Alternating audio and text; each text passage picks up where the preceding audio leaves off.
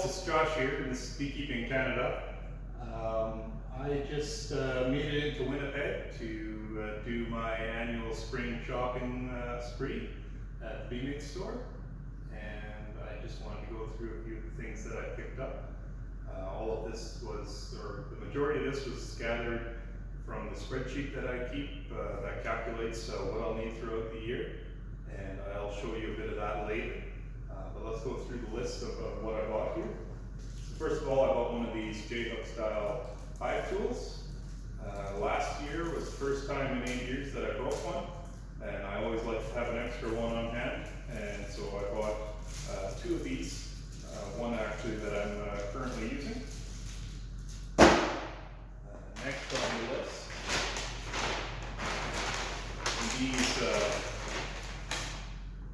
these feeder plugs, which have two holes in them on the bottom and a screen implanted into them. We use these in our smaller feeding pails. They are really nice. They just push right into the lid, and you don't have to worry about unscrewing. You just pop the lid out and off you go. You can fill little buckets and put the lid back in, and that's done for you there. They work really nice. So I think I needed about 20 of those. I bought 2 pairs of leather gloves. We typically find that through the season, all of a sudden you have a glove with a hole in the thumb or a hole in the finger, and it's not really easily repairable, at least not with the skills I have, other than those of you who know my love for tape. By the looks of my boot here, that was from years of watching the Red Green Show, and so you can fix anything with that. But I'd like to have 1 or 2 pairs of extra gloves on hand. It's always nice to get somebody coming out to help you, or you need a new pair, not to have to go into Winnipeg for that. It's always an hour's drive into Winnipeg, and by the time you get back home, it feels like you've almost wasted an entire day. So we try to get as much of our supplies as possible at one time. For my queen rearing, I bought a bunch of queen cups. I like to get them in different colors so that it helps me with tracking them. So I got 4 packs of those. We'll be ramping up the queen rearing this year, or that's the hope.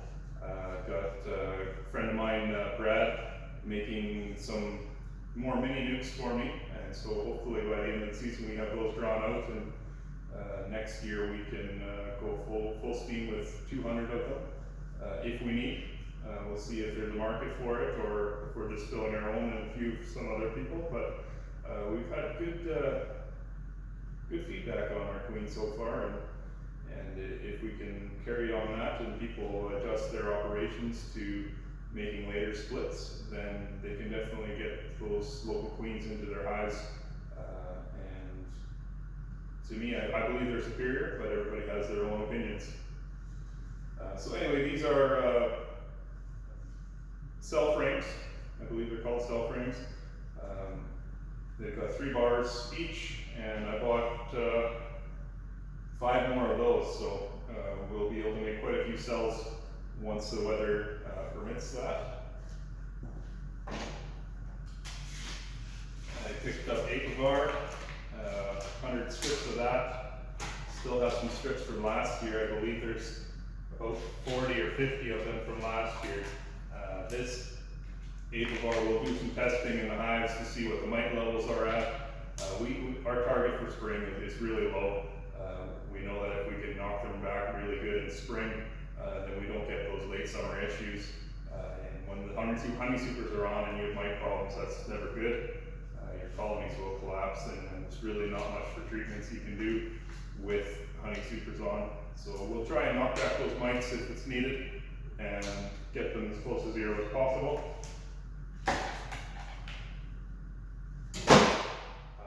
I've got some dry pollen substitute.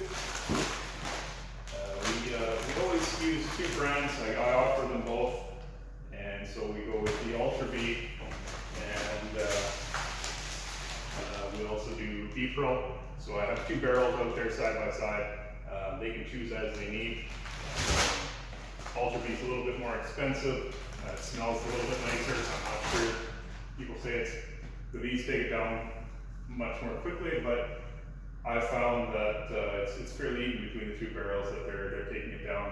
What really matters is what it does within the nest, and that's kind of hard to judge with the dry substitute. So we offer both, and if there's something in one that's not in the other, then at least they're getting a bit of both.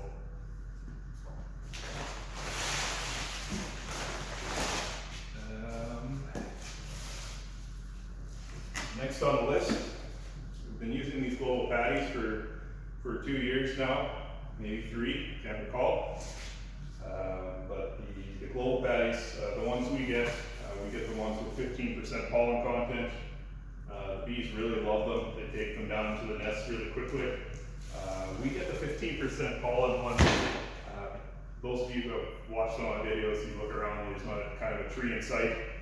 We don't get that early pollen, and so to give them a little bit of the pollen in the patties is really beneficial to them. And last on the list,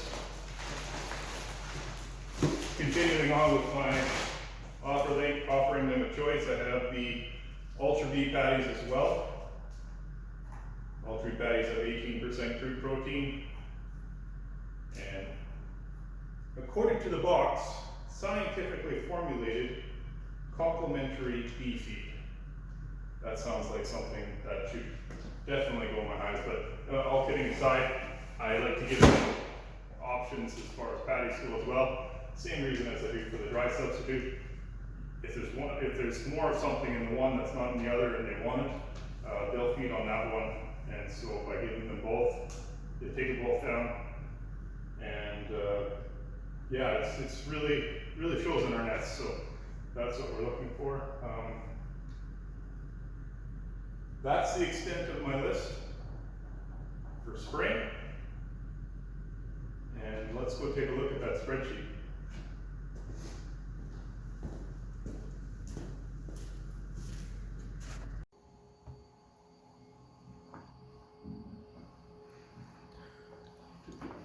All right, so here is my equipment needs spreadsheet that I make for myself every year. As you can see, down the left-hand side here, I have a listing of all the different types of equipment I have right on the left side, and the equipment is separated into the different types, whether it's single hive equipment or double nuke equipment, supers. We have feeding equipment, harvesting equipment, queen rearing equipment. We also have different types of feed and treatment. And so this is the spreadsheet which I use to come up with my spring shopping list. We live about an hour and 20 minutes from Bee Made, and so the less amount of trips I have to make into the city for small amounts of different items, the better it is for the farm. Less cost, less of my time taken, and this is the spreadsheet which I use for that. So I designed this spreadsheet so that I can, on the top line here, decide what I want to do throughout the season. For example, my current strategy for this year is I'm going to run 60 double queen colonies for a total of 120 colonies altogether, and I'm also going to build 20 early double nukes and 30 late double nukes. And currently, I don't have planned any singles. I can modify this strategy as I go along, but this is just to establish what I want to do for the year. And I also wanted to run 200 mini nukes for mating by the end of the year. And so I've inputted that on the top, and my formulas are set to populate what different types of equipment and the total amount of equipment I need of each type. in order to run what I want to run within the year. And then on this right hand side, there's the needed column. So it adds up. Let's take a look at, let's just look at migratory lids. No, not that one. Let's look at metal queen excluders is one that I need some equipment for. So what it does is it takes the total amount of equipment I have in this column, and then it subtracts that from the total amount needed. So every single one of my double nuke colonies, or double production colonies, whichever way you look at it, they all need a separate migratory or metal queen excluder. And so as a total, I need 110. I have 95. So my needed is 15. Same goes for, I use the insulated sheet on the top of the hives just for insulation in the fall and winter. I need 46 of those. And when we scroll down as we go through, because I'm not running any single hive equipment this year, there's nothing in that needed column. But when we look at supers, so what I programmed this one to do is I need an average of 4 honey supers per production double queen colony. This allows me to have 3 on there, sometimes 4, and from there we can harvest and we can resend them out. When I'm looking at my made up early double nukes, I figure I only need about 3 drawn cone supers for those colonies because they're not quite as strong. And late double nukes, that's after the flow is finished, so I don't need anything there. We are not running any singles. And so I can see that I have 375 drawn supers right now, and I only need 212 for that. And also I have 116 undrawn, and for that we're going to use 88 that we're going to draw out by putting them within our drawn cone supers to get those frames all drawn out. So as you can see, I set my equipment list just because the prices this year are ridiculous. Who knows if they'll come down, but I really didn't want to buy any more supers with drawn comb. So I set up my plan for the year so that I didn't have to buy any, and I had extra 212 and I have 375. So I've plenty of available drawn comb, and we might actually have to run them all through the operation rather than sending some out. That's kind of one of the bonuses I can run with the double queen colonies is you run twice as many colonies and you don't quite use as much supers, and your equipment needs as far as going through the flow not quite as high. So that's what I've planned for the year. I can go down a little bit further. We can look at we use a 3-gallon feeders, and for those I don't quite have enough for this fall. We'll probably have to, what am I looking at here? Actually, I can see that I made an error here. So I actually need 30 pails for my late double nukes, and so I can put that in there, and immediately it tallies that I need 110 of them, and I only have 57. So before the end of the year, I'm going to have to buy at least 53 more of those 3-gallon feeder pails. Feeder lids I'll need the same, and so we'll program that in as well.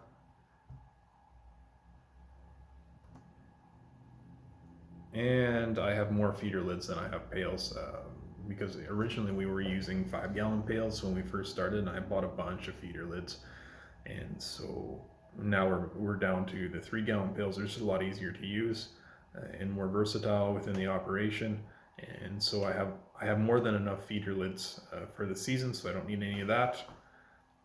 And We use small pails. They're 3 kg pail with a 2-inch feeder plug in them, and looks like I have 40 of those, and I need 60, so I'll have to buy 20 of those pails. We use those pails as honey pails when we sell honey. So if customers bring them back, we'll wash them. We'll use them in our operation as a feeder pail. So I mean, our $2 and what are they? $2.50 goes quite a long way with those pails. So it's kind of nice, and we don't have to offer anything. A lot of people just bring them back just because they want them to be reused if possible, for health.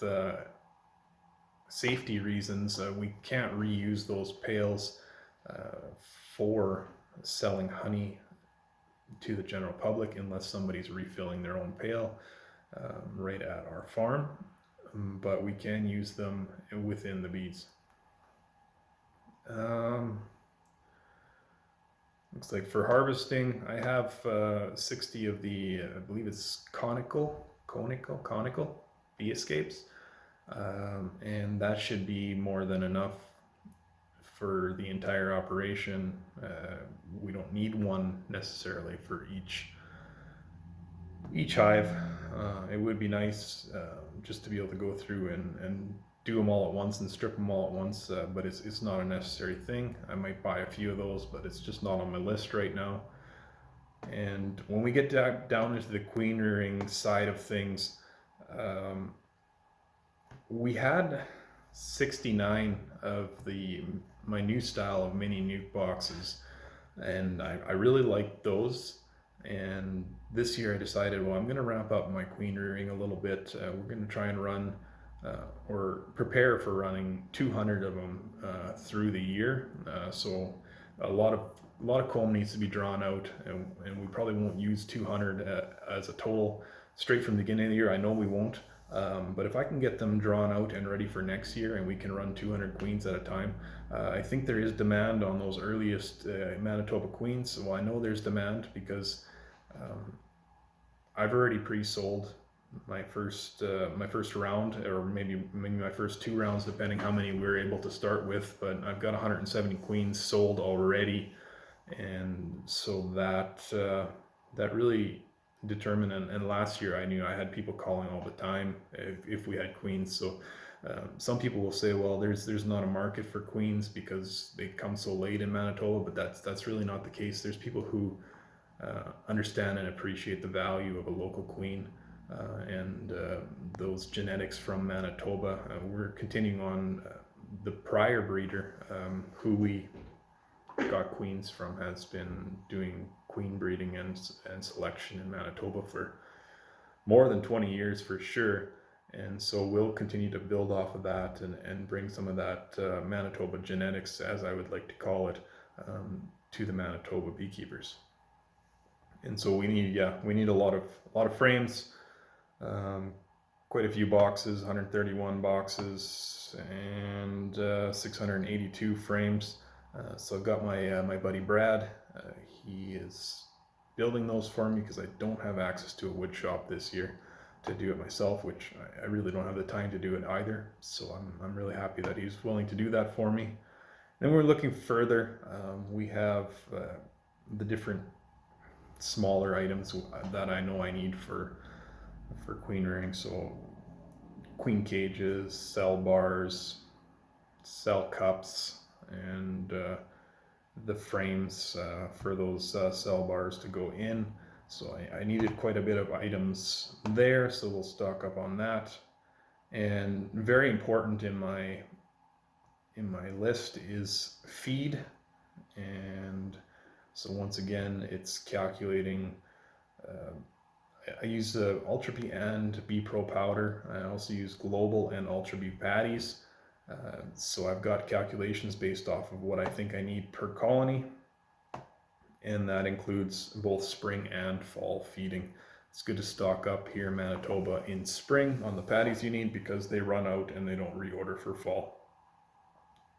It's becoming more common for beekeepers to do patty feeding in the fall, but it's it's not something that's necessarily ordered in. I know last year I tried getting some of the global 15% patties at the end of the year, and unfortunately I was not able to do that. So we were feeding Ultra Bee patties into the end of the year, and I believe the global 15 patties are superior patty just based off of the takedown I see within my bee nests here, but or my colonies I should say, and that's personal opinion, personal preference. I'm not a scientist, but I just go off of what I can observe, and I've heard the same from other beekeepers who use the global patties. The 15% in those patties is the pollen content. Those who have seen my prior videos will know that we don't have a lot of trees within our area, and so getting that little bit of pollen into the patties, it's really helpful, and you can tell they take it down quicker. And then we have our feed for fall feeding. In the spring, the ones we boost, we mix our own sugar water before the dandelions come out, and so there's a little bit of sugar per colony there just in case we need it. It doesn't look like we'll need it this year. Just on my assessment, we might feed a little bit, but not a ton. I don't think we'll need to feed all the hives. There's still quite a bit of feed in those colonies. And then sucrose syrup, we get the 2-to-1 syrup for fall feeding, and that's used to backfill the brood nest with feed going into winter before they go into the shed after we've taken the honey off the colonies. Then we've also got treatments.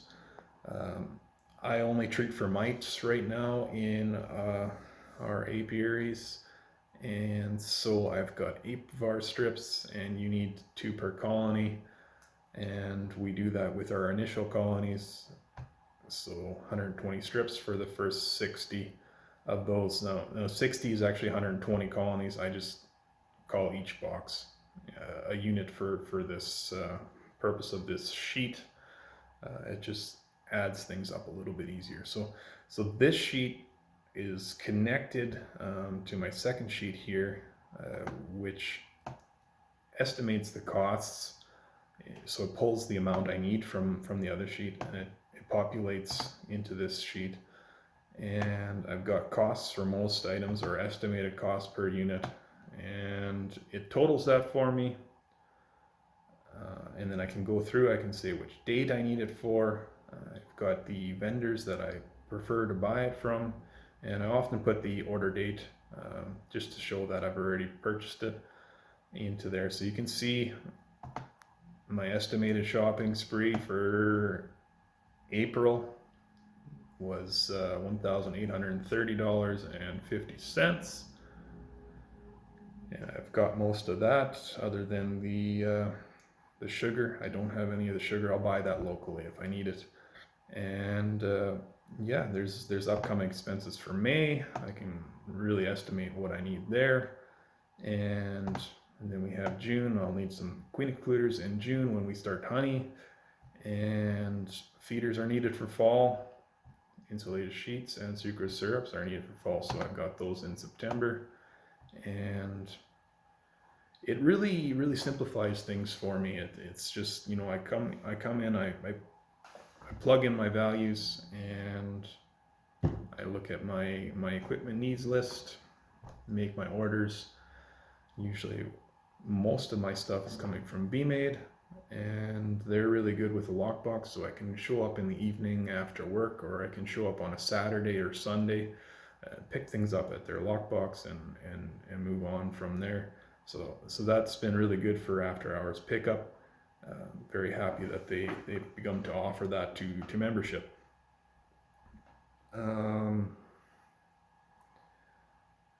I'd be happy to share this sheet with anybody who's a little bit Excel spreadsheet savvy.